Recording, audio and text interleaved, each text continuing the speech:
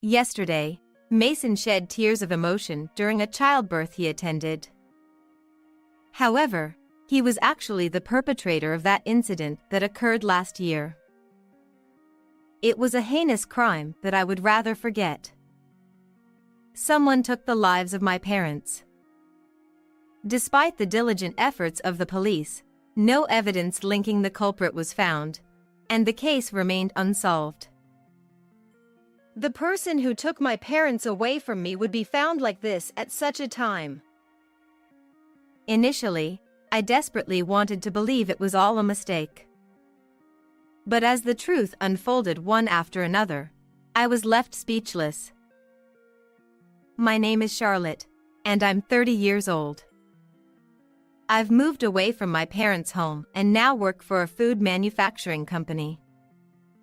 Since my parents were 40 when I was born, I was raised with a lot of love from them. My father was a well-known wealthy individual in the neighborhood, and our home was what you might call a mansion.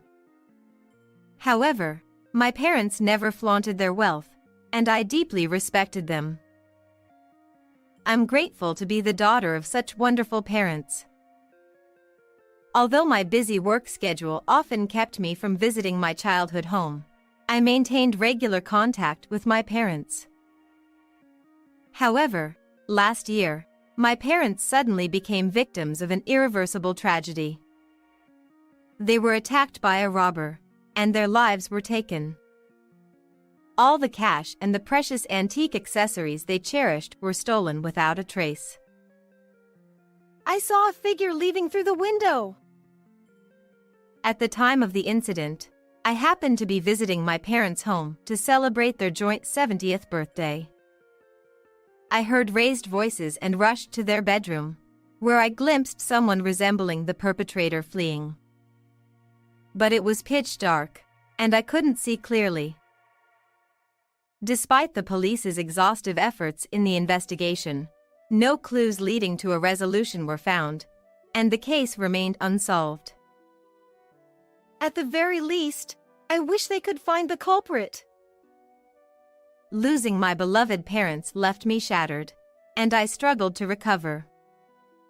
However, it was Mason who gently stood by my side during those difficult times. Later, he became my husband.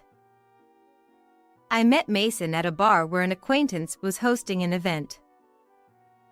Mason, noticing my distress as I sat at the counter, treated me to a cocktail. Wait, this is for me? You seemed really down, so have this drink and cheer up. Thank you. I'm Mason, a freelance writer.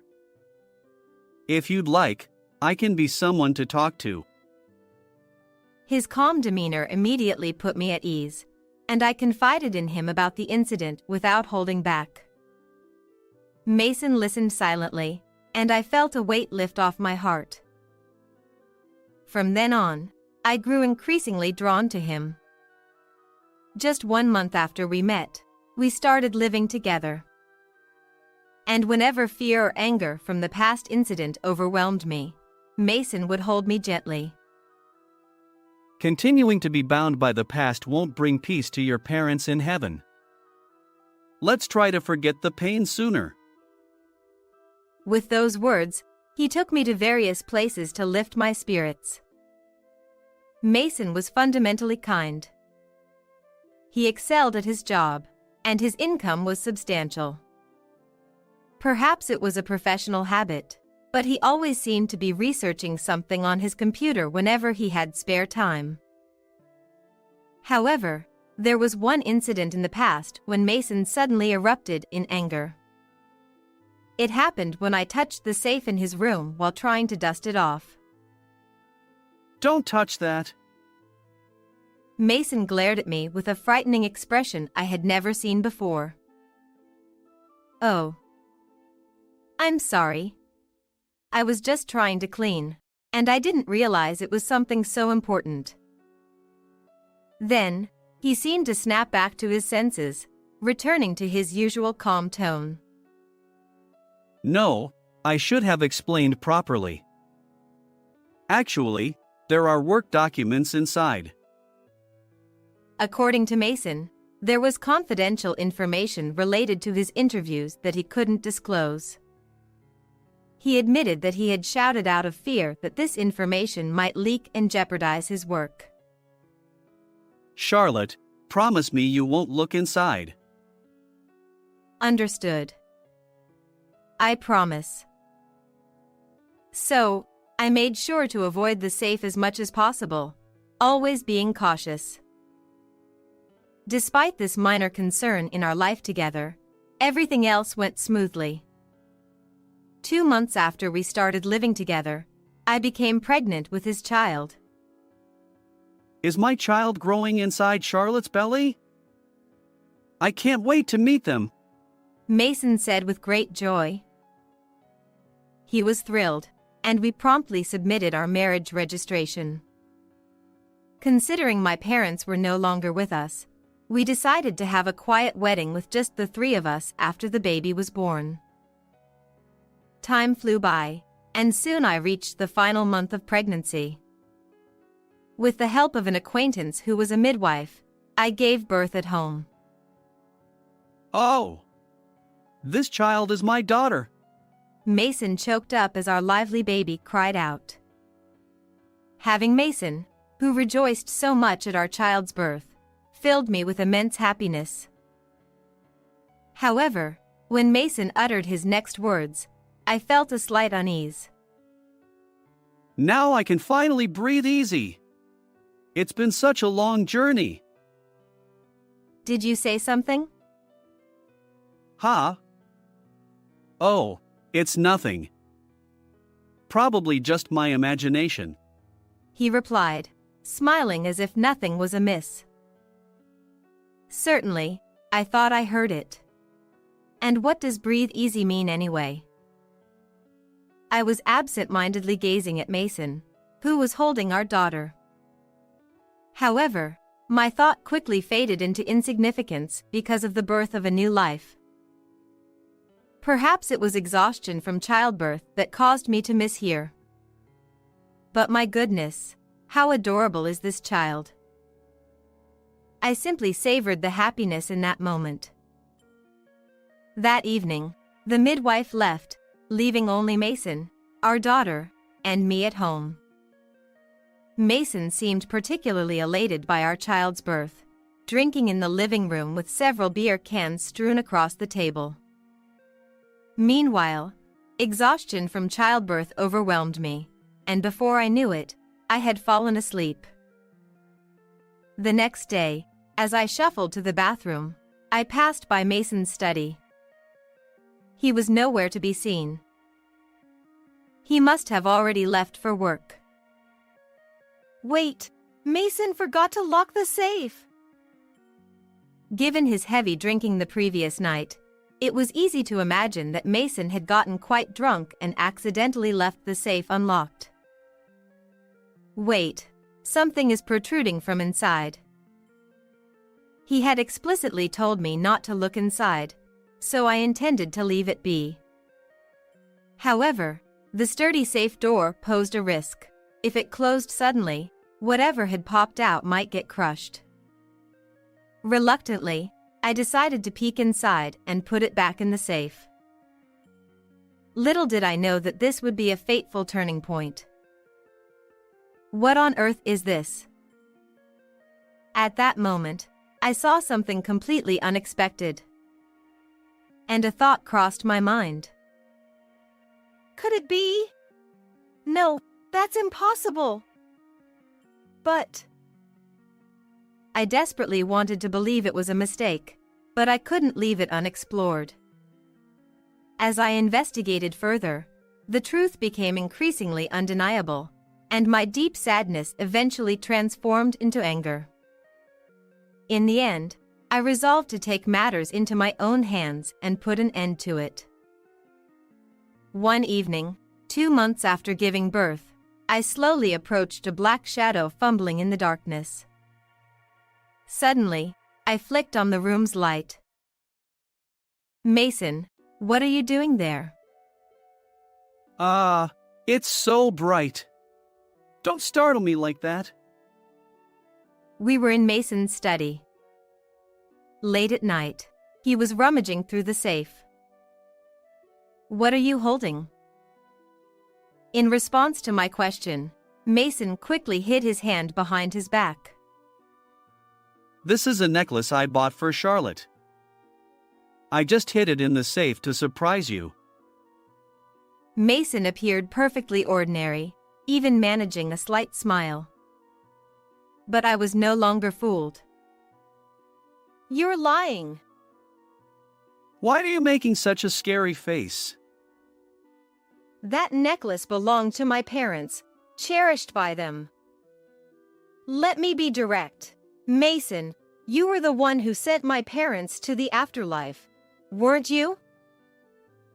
As I spoke, the smile vanished from Mason's face.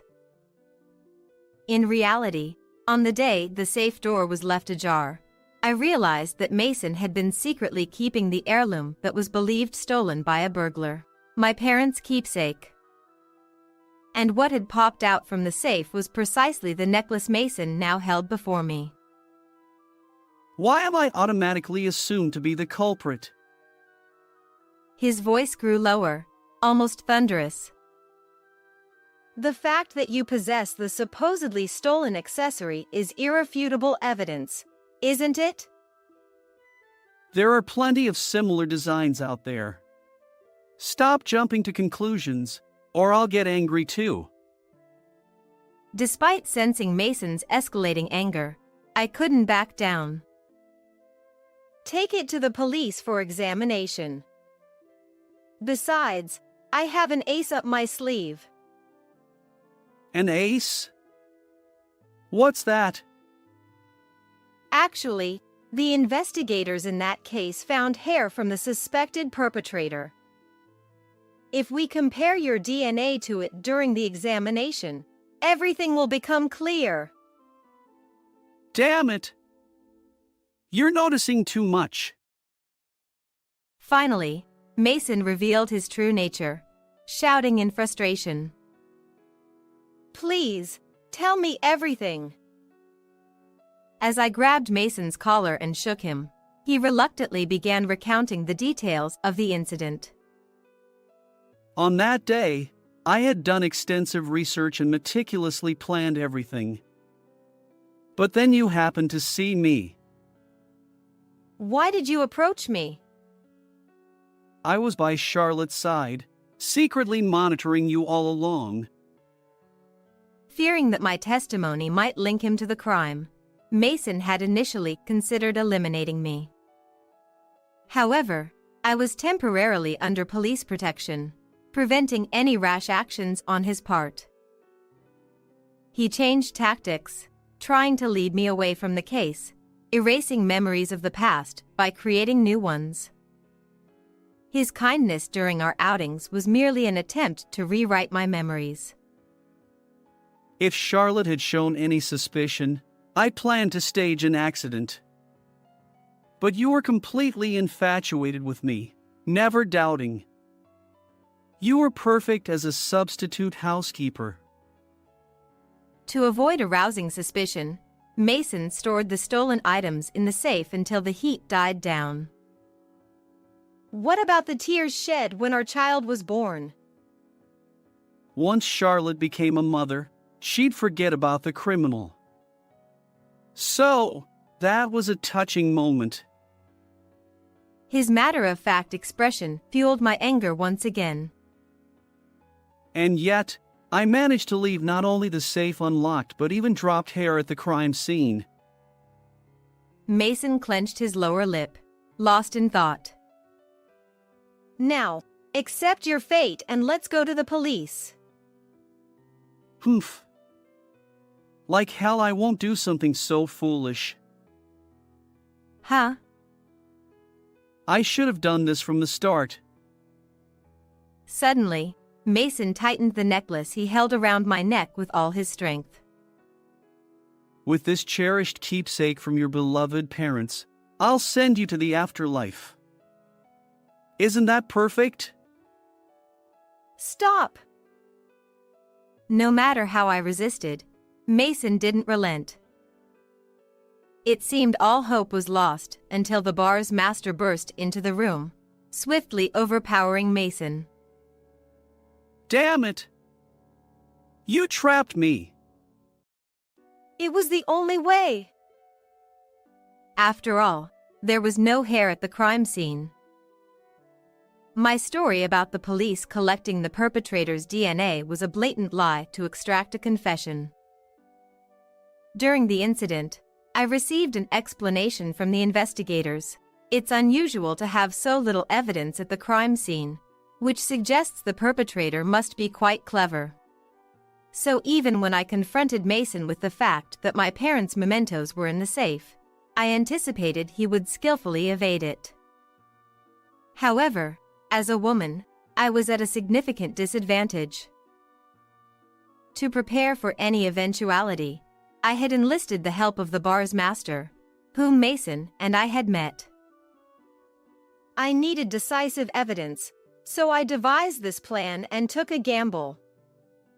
Today's events are recorded, and there's no escaping it. I pointed to the camera I had discreetly set up in the corner of the room, and Mason widened his eyes as he stared at the lens. Now, let's go to the police together, I declared. But Mason interrupted. Wait a moment. I'm a freelance writer with some income. If you let me go, I'll give up all my assets. So, don't spout nonsense. Your credentials are likely fabricated. I cut him off.